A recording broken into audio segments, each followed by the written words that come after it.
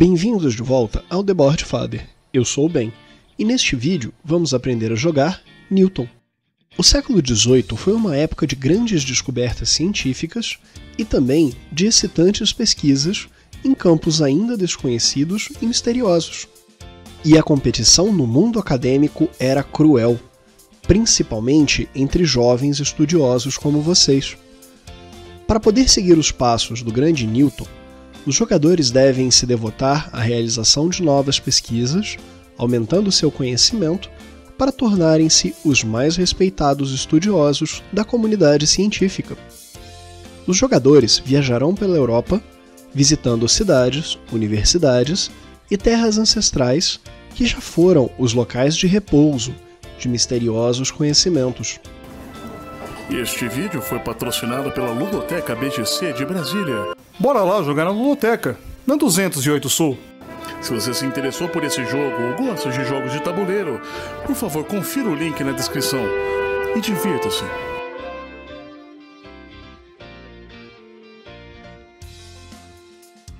Para este vídeo, iremos preparar um jogo para 2 jogadores. Comece posicionando o tabuleiro de mapa no centro da mesa, e sobre ele posicione aleatoriamente as peças de terras ancestrais, cidades e universidades.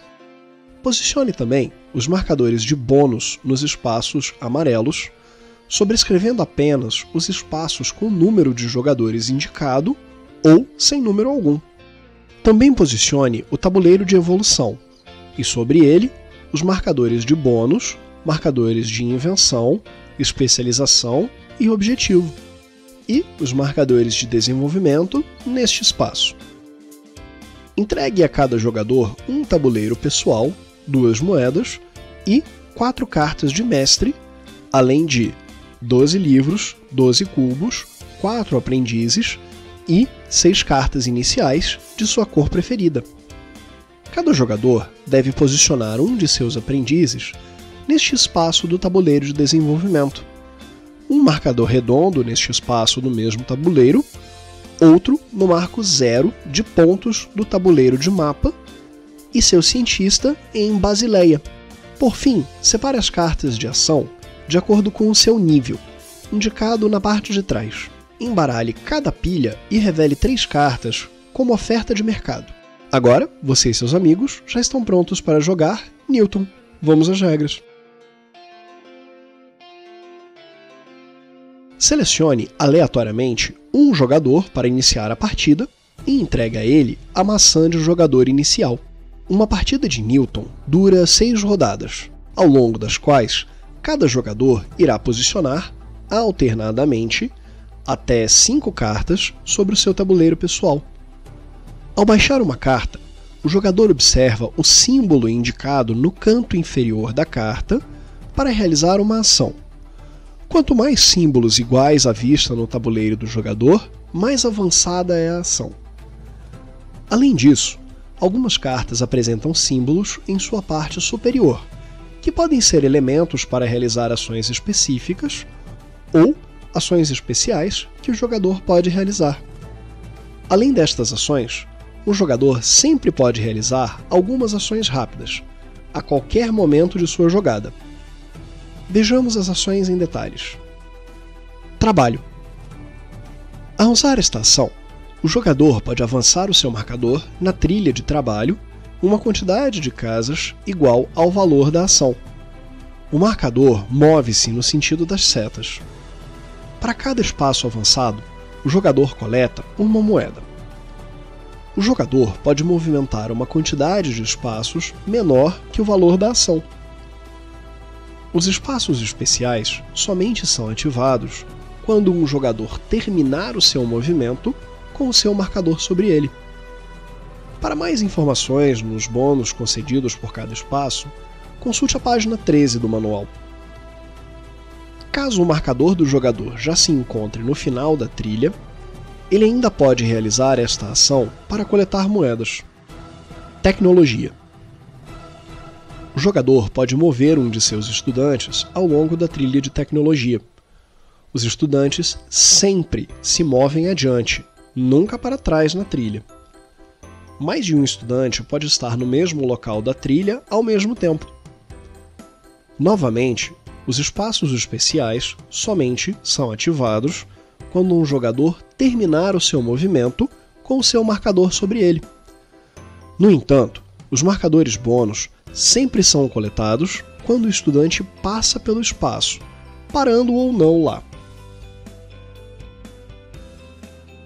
Para que o estudante do jogador possa entrar no espaço de objetivo, este espaço, ele deve ter em seu tabuleiro os ícones. Os jogadores não podem distribuir os seus pontos de movimento entre mais de um de seus estudantes.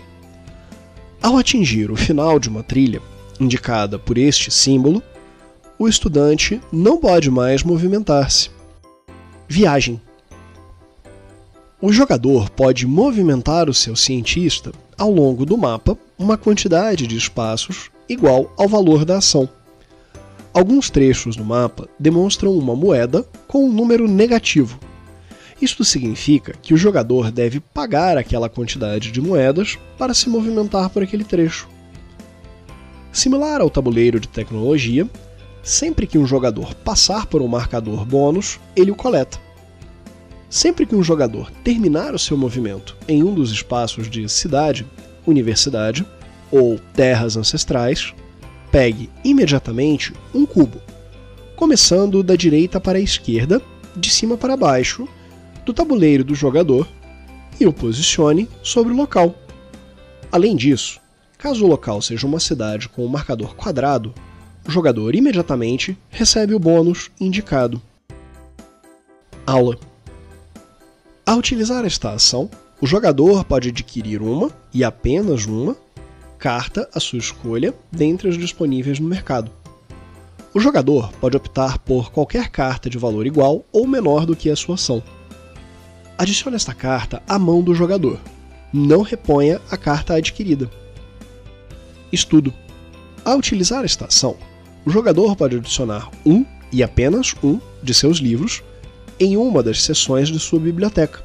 Cada linha da biblioteca representa o valor que a ação deve ter para que o jogador possa posicionar um de seus livros ali.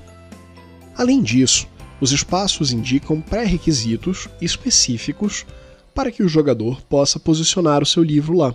Para que um jogador possa posicionar sobre um espaço com símbolo de universidade, por exemplo, ele precisa ter colocado um de seus cubos sobre aquela universidade em uma ação anterior. O mesmo serve para terras ancestrais. O jogador precisa que suas cartas jogadas ou que seus mestres apresentem os livros necessários para que ele possa posicionar o seu marcador de livro sobre o espaço. Após remover o terceiro marcador de livro de uma pilha, o jogador recebe imediatamente o bônus indicado. Coringa. Ao jogar esta carta, o jogador deve selecionar uma das ações que descrevemos anteriormente e considerar o Coringa como sendo um símbolo daquele tipo de ação para contar o valor da ação. Depois que o jogador realizar a ação com o Coringa, ele perde seu valor de ação e passa a não contribuir mais com quaisquer símbolos de ação. Ações rápidas. O jogador pode, a qualquer momento de seu turno, realizar uma das seguintes ações, quantas vezes desejar. Pagar uma moeda para adicionar 2 cartas de qualquer baralho de oferta ao mercado. Pagar 2 moedas para aumentar o valor de uma ação em 1. Esta ação só pode ser realizada uma vez. Pagar 3 moedas para adquirir uma poção. Pagar 5 moedas para adquirir um estudante. Também, para arcar com pré-requisitos, o jogador pode gastar uma poção para substituir um livro, ou gastar 3 poções para substituir uma universidade ou uma terra ancestral. Fim de rodada. Após o último jogador jogar a sua 5ª carta, a rodada termina. Os jogadores devem escolher uma das cartas utilizadas nesta rodada e posicioná-la abaixo da coluna mais à esquerda, na parte de baixo de seu tabuleiro. Isto, além de fortalecer as ações dos jogadores no futuro, serve para contabilizar as rodadas. Quando a 5ª e última carta for posicionada, o jogo irá durar mais uma rodada e chegará ao seu fim. Retorne o restante das cartas para a mão dos jogadores. Cada jogador deve verificar a sua biblioteca para linhas ou colunas preenchidas. Os jogadores recebem pontos de acordo com o indicado em cada linha ou coluna, de acordo com as setas amarelas. Além disso, estes 5 espaços especiais concedem bônus ao jogador independente da disposição da biblioteca dele. Posicione todas as cartas do mercado no fundo de seus respectivos baralhos e abra uma nova oferta de 3 cartas cada.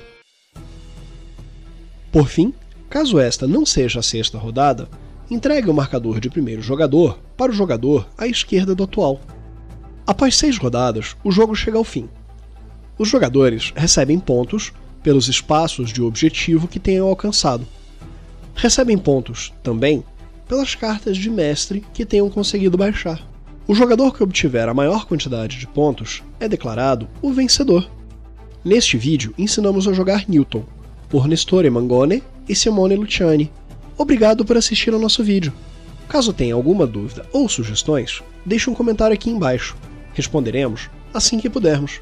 Até a próxima, pessoal!